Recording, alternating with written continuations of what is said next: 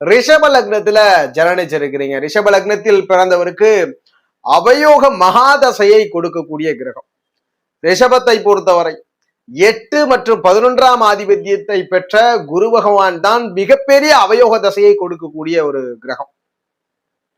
8ஆம் இடத்தின் வாயிலாகவும் 11ஆம் இடத்தின் வாயிலாகவும் ரிஷப லக்னத்துல ஜனனித்தவருக்கு குரு பெரும் அவயோகத்தை கொடுப்பார். நிறைய பேருக்கு கேள்வி உண்டு, ரிஷப லக்னத்துல ஜனனிச்சா 16 வருஷ குரு மகாதசையாச்சே, 16 வருஷ குரு தசையும் எல்லா ரிஷப லக்னத்தையும் பாதிக்குமான்னா, அதுல எவருக்கெல்லாம் இந்த குரு பகவான் லக்ன திரிகோணாதிபதிகளோட தொடர்பு பெற்று வலு குறைந்து இருக்கிறாரோ அவருக்கெல்லாம் குருதசை நல்லதை பண்ணிடுது ரிஷப லக்னத்திற்கு. ஆனா பெரும்பாலான ரிஷப லக்ன ஜாதகர்களுக்கு குரு மகாதசை தனித்து வலுத்து பெரும் சிரமங்களை கொடுக்கிறது. ரிஷப லக்னத்துல ஜனனித்த ஒரு ஜாதகருக்கு அவயோக மகாதசை என்பது குருதசை தான்.